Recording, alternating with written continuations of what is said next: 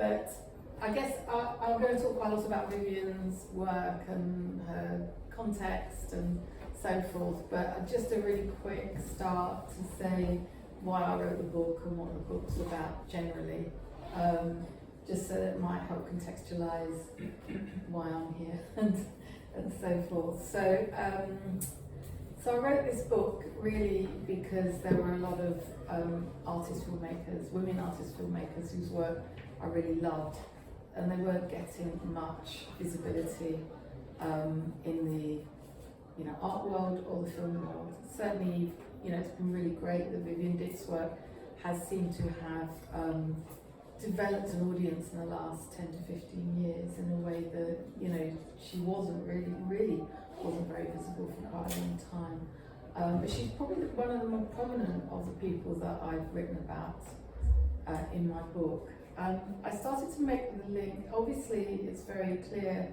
I think that Vivienne Dick comes out of the punk moment. She knew a lot of people in bands. She was in a band herself, and that was kind of very clear. But I wanted to think a little bit more about what those links were. I was a punk in London in the late 70s. I was very much at the young end. I was only 15 really when it hit. So and Vivienne's a little bit older. And she was much more, she was embedded in the New York Lower East Side punk scene.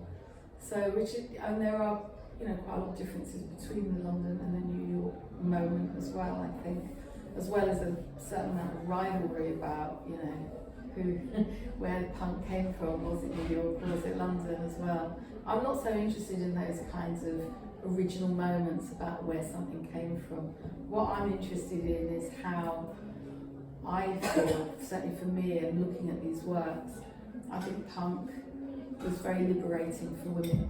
A lot of what's been written about punk has been about the boys, and I've got nothing against boys. I'm married to one, and I have a son. But a lot of the focus has been on the men, the boy bands, and so forth. And what I wanted to think about was, what did punk do for women? And that was really to think about what it did for me, and how it also informed my own aesthetic as well. And I think there are very particular ways in which punk allowed women to kind of reinvent an aesthetic language, if you like, a language of art that they might not have been able to do before.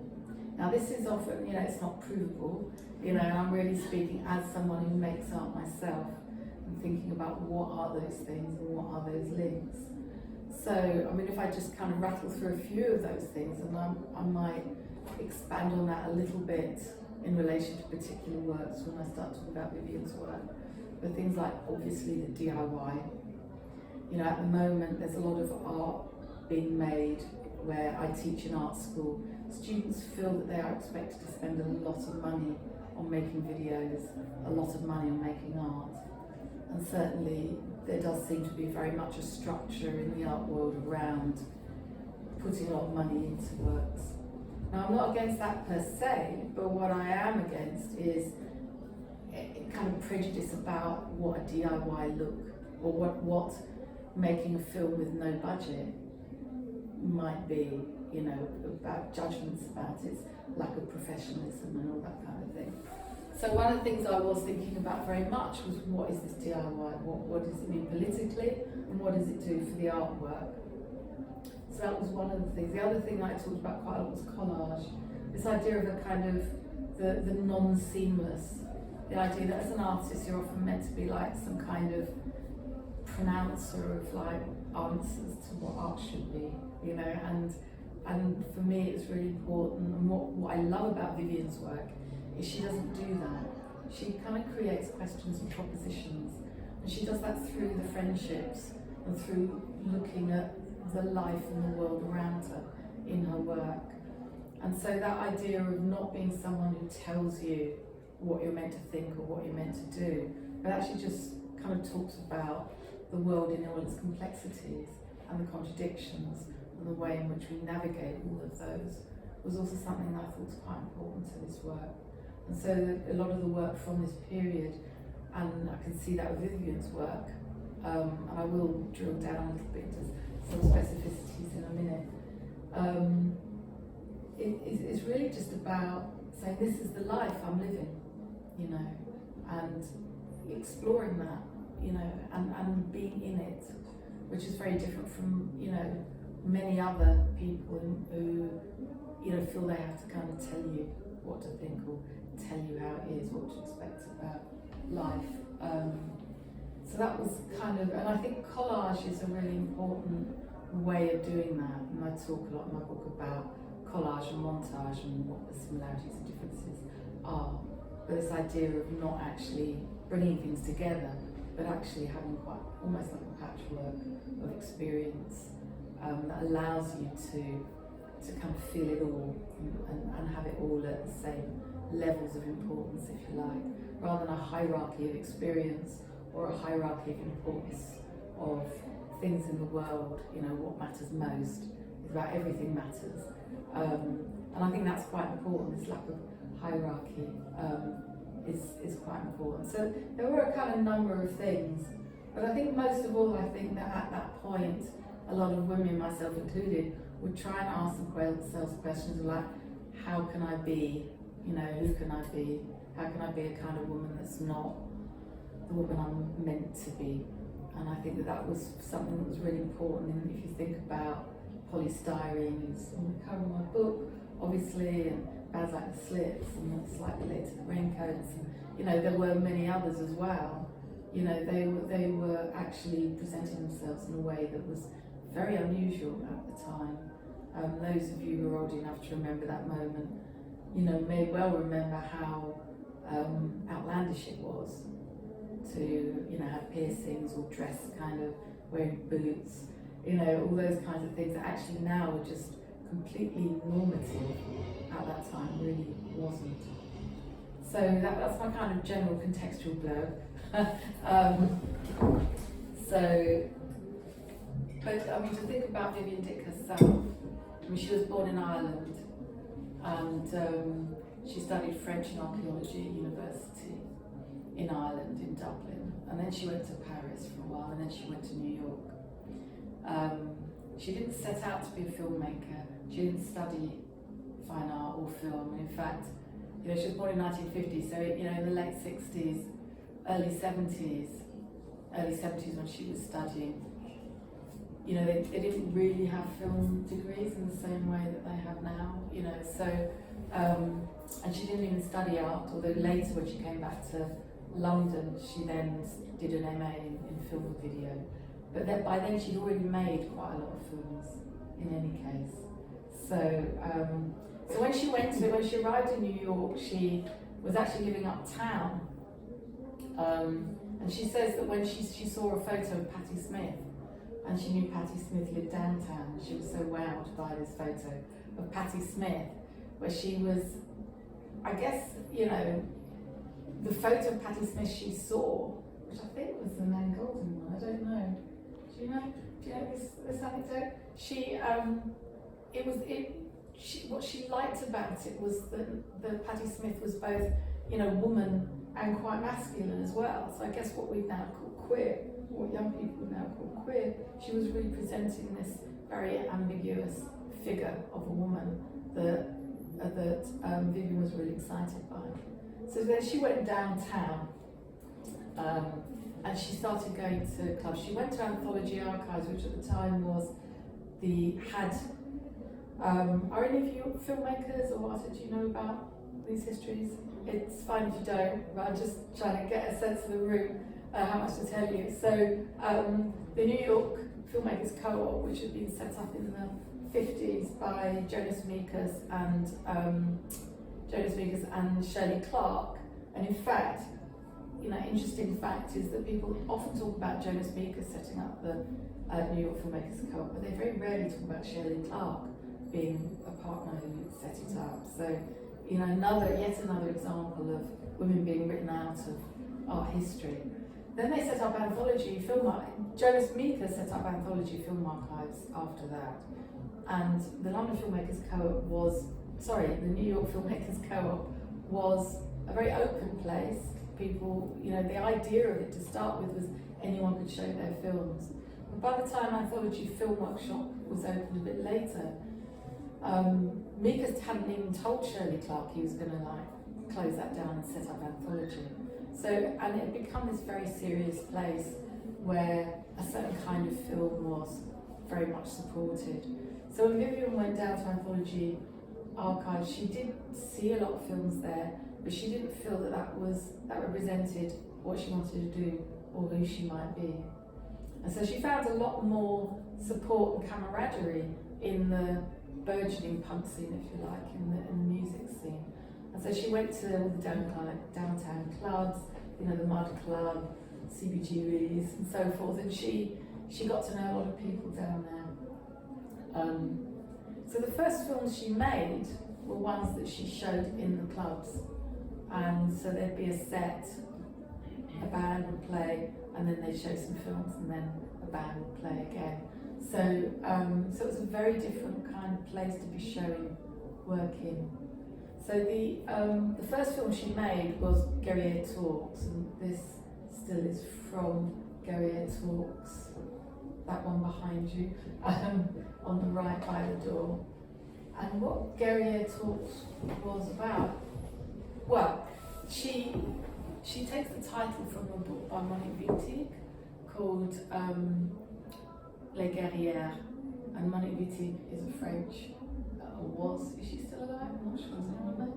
I'm not sure. She was, is a French feminist. She was a separatist. She wrote this book, Les Guerrières, which is a kind of novel. It's a really interesting book. Has anyone read it here? It's really interesting and very vivid in its descriptions. And actually, interestingly, the form is quite interesting because it's these really short paragraphs. You know, it doesn't have a kind of, it has an arc, but it's made up of these very short paragraphs. So it's quite kind of Benjamin-esque, if any of you know Walter Benjamin's work. And in fact, so what the novel does is it talks about this battle between the sexes, the genders, and it's about women trying to kind of develop a sense of self, I guess, a strong sense of self. So what Vivienne does is she picks up or she gets hold of a Super 8 camera. Super 8 cameras were very light, they were very, you know, they had sync sound, so you could just carry them around on film. And then, you know, if you made, you know, 35mm film, it was very, very expensive, or 16mm film was very expensive, you had like very heavy cameras. This was much more portable and much more quick and much more immediate. So what she did was she filmed her friends in lots of different ways. So there were different friends there. So these are like portraits, and in a way they're a little bit like Andy Warhol's portraits, except hers are much more generous, they're much more humane. They're not trying to make a spectacle out of the person, they're not trying to make the person feel uncomfortable. And I think one of the key things about Vivienne Dick's work, because she was Jim Hoberman, a critic, a New York critic at the time, he was really, I guess, one of the first, or at least he's written a very famous essay about the no-wave filmmakers of this time, so people like Beth and Scott B. And he kind of brought her together with that group. But I think one of the things that really takes her out of that group, if you like, and is the humanity in her work, the generosity in her work. And if you get a chance to see, there is some of the Guerrier Talks, some of Guerrier Talks, not Les Guerrières, is on YouTube, so you can actually see some of it. And they're very lo-fi, you know, the lighting's bad, the sound is a bit fuzzy, although it's recently been restored, so it is much better now, but it's not taken under conditions that you would normally consider to be the norm in filmmaking. So there was no kind of team with, you know, people taking sound tests or anything. It was just, okay, I'm going to turn on the camera, what do you want to do in front of it? And each of these women do something different. This woman here, whose name I can't remember. Anya Phillips. Thank you, of course, Anya Phillips. She just smokes a cigarette, and which of course in a way is an iconic cinematic gesture, isn't it? But she, it's alright, don't worry. I mean, It's hard to be inconspicuous in such a small we're very formal here. Yeah, so actually, shall I sit over here? Because some people are standing. Oh no, sorry. Yeah, so she smokes a cigarette. So Lydia Lunch, she stands around the back of a rubble-filled building, kind of ranting at the camera about how it's actually very funny because she is quite a ranter, Lydia Lunch, yeah. So she rants at the camera and she pretends to be this kind of journalist reporting from, you know, this backyard, and she has a rant about how, you know, most kids in the suburbs get a kind of proper kind of garden or proper kind of yard to play in, and all they have is this rubble. And so it's quite funny because she's kind of pretending to be a kid and also a journalist at the same time. So, but then the camera finishes, you know, the point of this film is that it has to last for 3 minutes.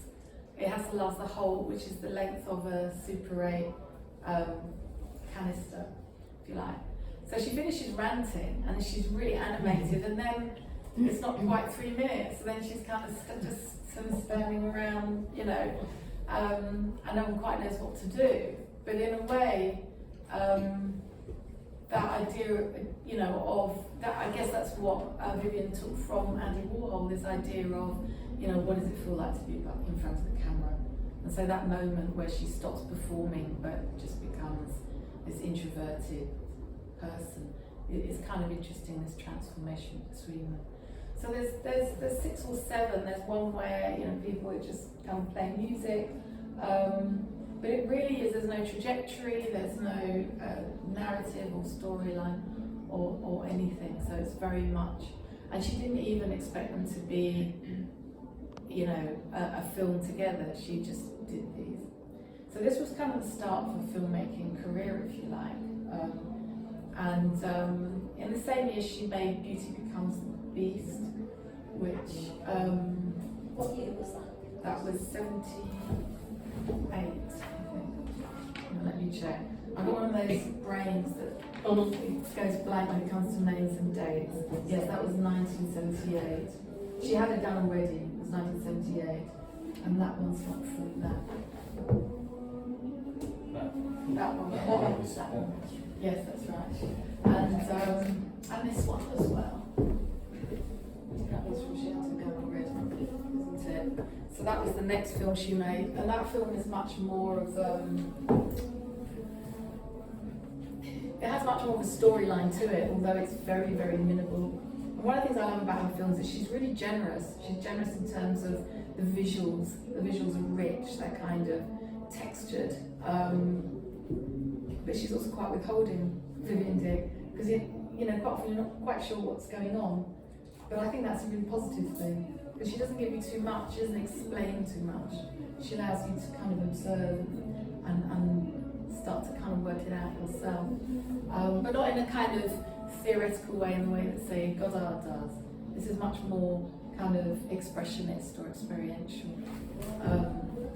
So yeah, so she has her gun ready is quite an interesting film, and it starts just in this flat. A lot of the work is filmed in this walk up in the Lower East Side in 9th Street. I think it was between 1st and 2nd, was it? So, which now is a very, very, very, very expensive neighbourhood, but back then it really wasn't.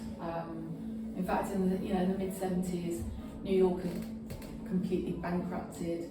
You know, there was no one there. Everyone who could had moved out. So in some ways that gave a great opportunity because people had very, very cheap rents. It was quite dangerous, I guess. It was purported to be dangerous. Did it feel dangerous? It probably didn't. I mean, people used to say that about London and or East London, and I never felt that either. But you know, but it was a space where you could just kind of do anything, and the range of people living there was also quite interesting as well. There were a lot of artists and musicians. There were also, you know, a lot of crazies. There were homeless people. There were all sorts of people living in this place. So a lot of the films were filmed in the street or were filmed in their apartments. So where was I? So I was talking about She Had a Gun Already. So it starts up in an apartment. Pat Place, who's a close friend, who's the woman who's standing by the World Trade Center, in front of the World Trade Center, who's also in a band. She was in the film with Lydia Lunch, and they were just sitting around being bored to start with. And then eventually, so they have a row, they're having a terrible time, they go off to Coney Island, and Pat Place kind of murders Lydia Lunch, I think. That's kind of slightly ambiguous. But in between that, there are these lovely little moments. So there's this moment when they're in Coney Island where they decide to, or Vivienne decides to film this woman on this stool, and she suddenly gets all kind of, oh yeah, well I've been an extra in Hollywood and I know what to do, and like lipstick, it's like the thing, and like she spends ages talking about how to put on a lipstick and how she's going to do this. And then as soon as she starts putting on a lipstick, it cuts away. And it's like, we don't see that glamour moment. So I suppose that's what I mean about it both being kind of rich, because she really focuses on people's characters and the kind of people's gestures and the way people move and what people say. But then that kind of moment of kind of the final denouement gets taken away from you. So it's kind of deflationary, it's kind of withholding. So I don't know how long you want me to talk for. I didn't realise we'll be talking along for half an hour already. So keep going. Okay, alright. So I'll keep going. And the other thing about She Had Her Gun Already is that moment in that where Pat Place is looking in the mirror, which I think is a really beautiful shot. So at that point, there's a piece of music playing, not this one, 65 Tears is playing, and I've written down somewhere it's 96 Tears. 96 Tears, thank you. Yeah, first in the foreign places. That's right, thank you.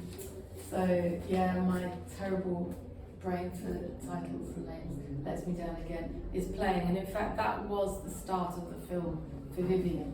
It was that that song she felt was incredibly sad, was the start of the song, the film, but you wouldn't actually know it because you know the film is quite dynamic and it's quite tense, and so that thing that I was talking about earlier about, you know, her work being about the kind of contradictions of lived experience, you can see in this film that, you know, they're both connected to each other, but you know, they hate each other, you know, they're claustrophobic, but yet they're bound to each other. So those kinds of contradictions are very much in all of her pieces, I think. I guess maybe I should talk a little bit about Liberty's Booty, which I think is a really important film of hers, which I really love. And this is from Liberty's Booty, that's now golden, in case you didn't know. I think that one's from Liberty's Booty as well. Yeah, that's it from this little group. So Liberty's Booty is a slightly later film. It was made in 89-90. It was also made in New York, and it's a film about sex work. It's a film about sex workers, but it's also a film about politics of labour as well. So by this time her work had got much more sophisticated and layered in some ways, but it was still very stilted, and I mean that in a positive way, because, you know, that she used jump cuts. Think that, like, for example, most of the film happens in New York, and she used both actors, her friends as actors, some of it is documentary and some of it is people acting. So, so there's a moment where, for example, although it's filmed in New York, suddenly most of the same characters in the film are suddenly in this hill in Donegal. You know, they'd suddenly like gone off to Ireland at the time when the Pope was visiting, and then they went off to Donegal to escape. And so, and this was filmed just as something that, you know, Vivienne did. She just took, you know, she and her friends went off to Ireland. But it's inserted into this film where there's a construction of, you know, this kind of, you know, space where sex workers were selling their bodies for sex in this Lower East Side flat. So there are these disjunctures in the film which are quite interesting. Another moment is where she, where you can see where a Hispanic woman who's talking about, well, she's kind of referencing a strike in quite an oblique way in the film, and she's standing by some graffiti behind her. And again, this was documentary. So there are those kinds of things. But then the rest of the film is in this flat. You know, there's a moment when Nan Golding is talking about how much the women cost, you know, what they're, you know, how long and so forth. There's another moment where a guy comes in where he refuses to pay, and they have an argument. So these kind of set up pieces, and then there's kind of these other sections inserted into it. So there's this film, although it's about sex work and about the conditions of women, it kind of inserts all these other kind of layers in it as well. I think one of the key moments in this film for me is where the women go into McDonald's in New York just to have lunch or something. We don't know what it is. And again, this is filmed as documentary. And there's an overlay of a voiceover of a guy from Ireland talking about a strike in McDonald's, against McDonald's, where workers walked out and they actually managed to make gains against McDonald's. So in this moment she's bringing together the working conditions of sex workers with the working conditions of these people working in McDonald's. So that's the music. I hope it's not me. No, I have a squeaky chair. Oh, okay. So those kinds of disjunctures that start to bring these different conversations together are really important. And I think the other thing I guess I'd want to say about this film is she's presenting sex work as something that's quite banal and that's quite normative. It's not dramatic in the sense that it's, you know, there's so many, you know, say now you can see lots of YouTube, sensationalist, abject YouTube kind of documentaries about, you know, the really awful sides of sex work, which clearly also exist. But she was talking about, one of the early scenes in the film is a woman talking about how, you know, how so many students take up sex work, female students, in order to be able to pay for their classes. And obviously in New York, you know, in the UK at that time we had grants and so forth. That didn't exist in the States. So, you know, and of course, you know, this is still the case now. This is certainly the case in the UK, that, you know, young students, young female students, and probably male students as well, because of course men are also sex workers, are often, you know, having to resort to sex work in order to pay for their studies and so forth. I've known quite a few in my cohorts. So, so I think that you know, it's in these ways that Vivienne Dick's work is still really, really apposite and really has something to say, I think. And you know, I think that what she represents in her films from the New York period, and I'll talk about the film next door in a minute. The New York period is very much how do people live, how do people make work when there's no access to funds, when there's no money, when they have to, you know, do things like squat and so forth, find ways to live. And I think that's something that a lot of young people now are really grappling with again. And I think that's partly why there's been so much interest in her work, why there's interest in punk, but is interested in this moment of the late 70s and early 80s. Yeah. So, are there any questions about that at the moment? Well, before I move on to the other film, Red Moon Rising. Have any of you seen that film? Okay, I do recommend you see it if you haven't. Which one? The one next door. Oh, yeah. It's a much more recent film, and that film did have a budget, and Vivienne was able to, put more money into it. There's a lot more tripod-based filming. It's not so handheld, so it has a very different feel to it. But I think one of the ways in which it's quite similar, and you can really see is the same kind of person making it, even though it might look different, is that Red Moon Rising started because when Vivienne was living in Galway. So Vivienne, she left New York and came to London. So she was in London in the 90s. She had a child, little boy. So if any of you have seen the film London Sweet, what's it called? London. Sorry, this is really embarrassing because it is called London Sweet. Yeah, there's a subtitle. Yes, if any of you have seen London Sweet, her son as a little boy does star in it. Jesse, that's right. Yeah, London Sweet Getting Sucked In, that's what that is, the subtitle. So she came to London for a while, she did an MA, she was a little bit involved in the London Filmmakers Co-op, or certainly some of the women in the London Filmmakers Co-op she became friendly with. And then she went back to Ireland, and she's still living in Ireland now. She was teaching in Galway, and now she's living in Dublin. So she made this film when she was in Galway, and she organised with another woman whose name, again, I'm afraid I have to look up.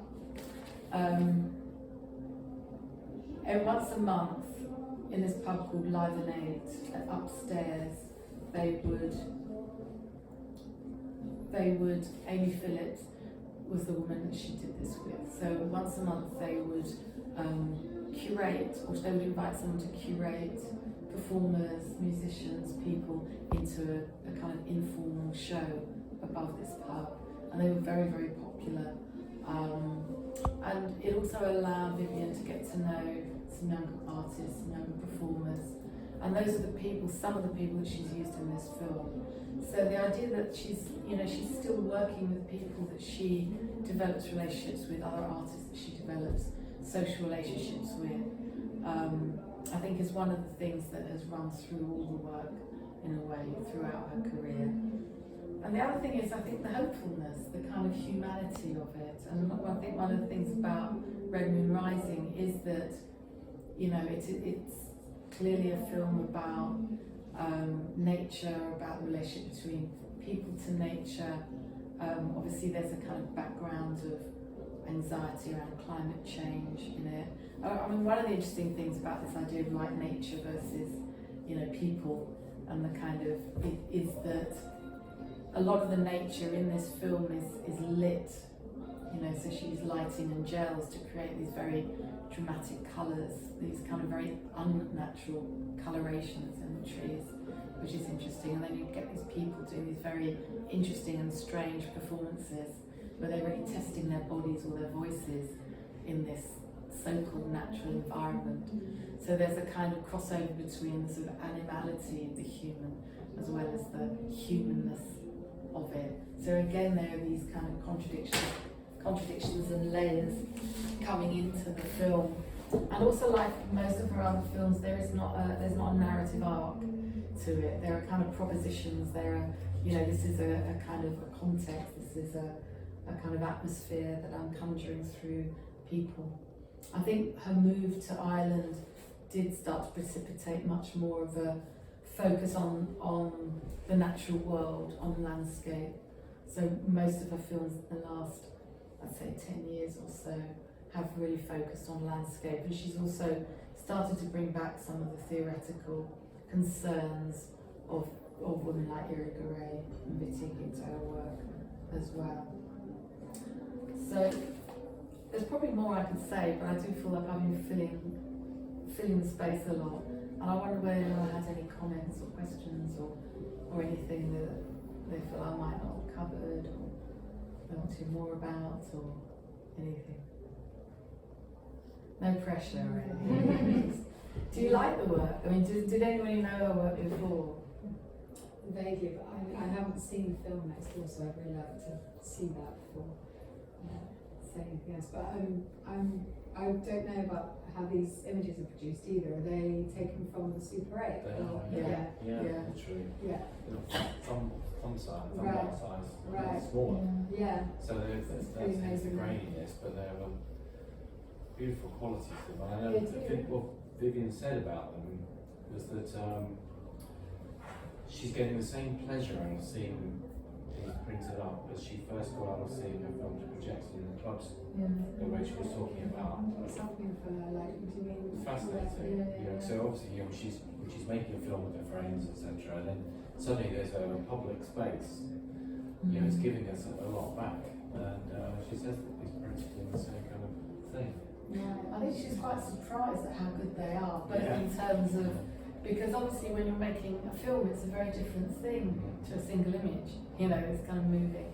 So on the one hand there's that, but I think also in terms of the quality, I think that, it shows how good Super 8 is in a way. It's really impressive, actually. Yeah, she can't believe that they've blown up so big and they still work. So, and they do have, and there is something about Super 8 film that is really gorgeous, isn't it? It's like, it's got a texture to it that's really lovely. If you have a chance to get hold of one, you can still get the film developed and you can still make it work. So, I was talking to an 18-year-old the other day who just got one, and he was thrilled by the whole thing, the whole idea of it. And I don't think it was just about being,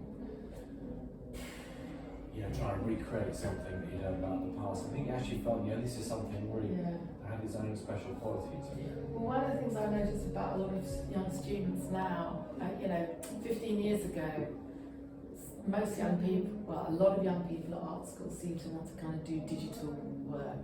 They were like fascinated by it. They wanted to kind of make digital videos, digital camera, digital photography, digital. No one wanted to make anything. Now, I think, the digital is so ubiquitous, and certainly I guess after lockdown where some of them had to study online and everything, they're just kind of leaving that in droves. They want to make things, they're weaving, they're using clay, they're like reading. Fanzines and stuff like that. Making fanzines. So they're really wanting like stuff, and I can, I get it, It's interesting, there's been a huge resurgence of it. So all these art schools that have got rid of their printmaking facilities and their dark rooms and all of that, they're having to kind of, bring it back. buy them back. They really shouldn't have got rid of them, I would say.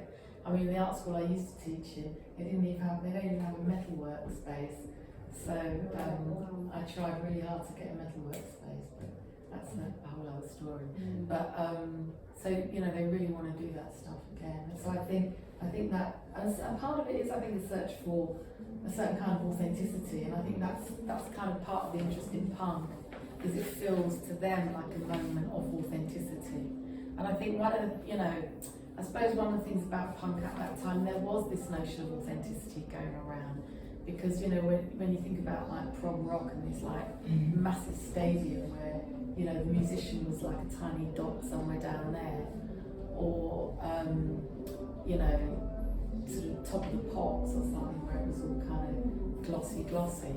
I think this idea that you kind of went to see a band in a small space, sometimes not much larger than this actually, but in a small space where you could actually talk to them. They kind of get off the stage, which was often that high, if at all. Then they come into the bar, they just be one of you. So that there's a kind of sense of like we're all human together, which to I think young people now again is really important. Although interestingly, I remember seeing the birthday party in a really tiny place. And I went to see him a few years ago in the O2. And it was like, it was kind of quite absurd. I wouldn't normally have done that, but you know, it's kind of dragged along. And he was amazing, actually. But it just felt really odd to be in this really big space, seeing such a different experience. Yeah. You're taking, like, to get the stills from the cine film, Super 8 film, how was that moment selected? I mean, it's because you know, it's a moment before and after, and I don't know, it's just interesting, isn't it, to think of. It's purely Vivienne's scrolling through. Right. It's as simple as that. This Finding is that. how I read it. Yes, Yeah. absolutely. Yeah, Yeah. just absolutely that finding that one single frame that she thinks is right. Yeah. I mean, some of them have been used Yeah.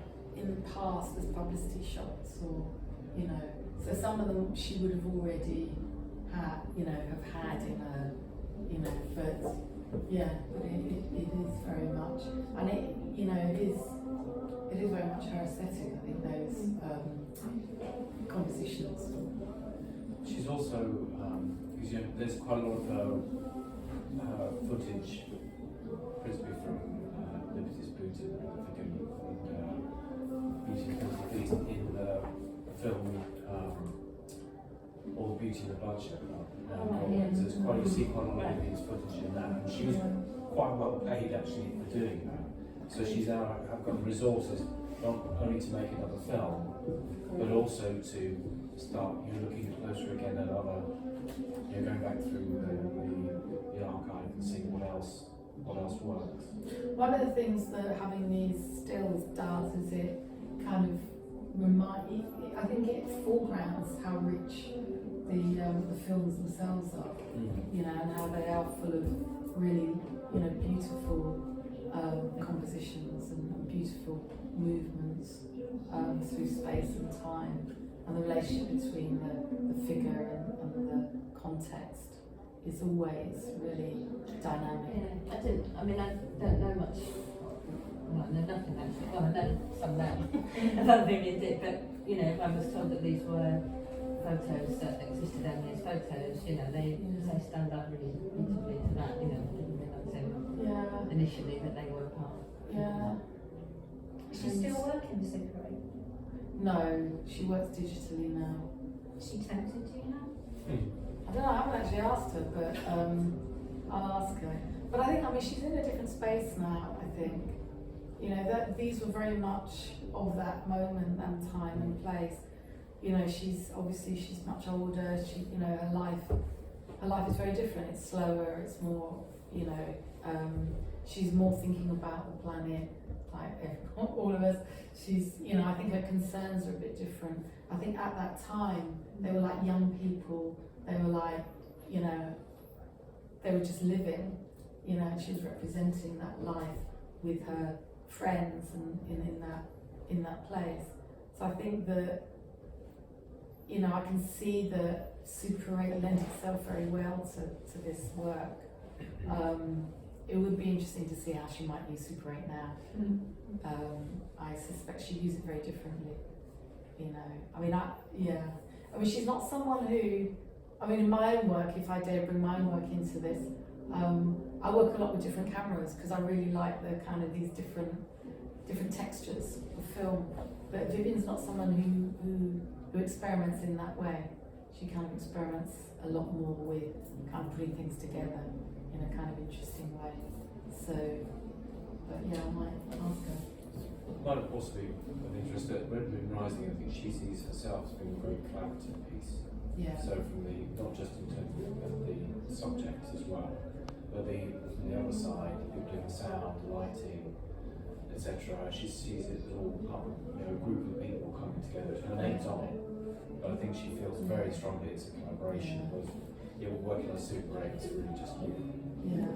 So I think, but she really enjoys working with she said it was bringing quite, their creativity. Yeah, and she said it was quite dicey because there was like a lot of experimentation going on that she had no control over, and she didn't know how to do. So there were like sound artists doing things, and she was like, "Oh, you know, I don't know if this is going to work. I don't know how this is going to sound." And so it was quite, yeah, so I think it was quite stressful, but I think she's really happy with it. She clearly, I mean, you can see that in these early films as well. She loves working with other people, and I think that one of the things you can see really strongly in the films is, you know, although it's not so much defined in the same way, but all these films are collaborations in a way. They're collaborations with her friends. So it's not just like, oh, would you please stand there and behave like that and do that? It's like, okay, let's work this out together, and let's kind of, so it was very much a sense of them working together to create the work. And you can see that in the way when, you know, someone like Pat plays Lydia Lunch, they've got really different characters, and you can see that in the films.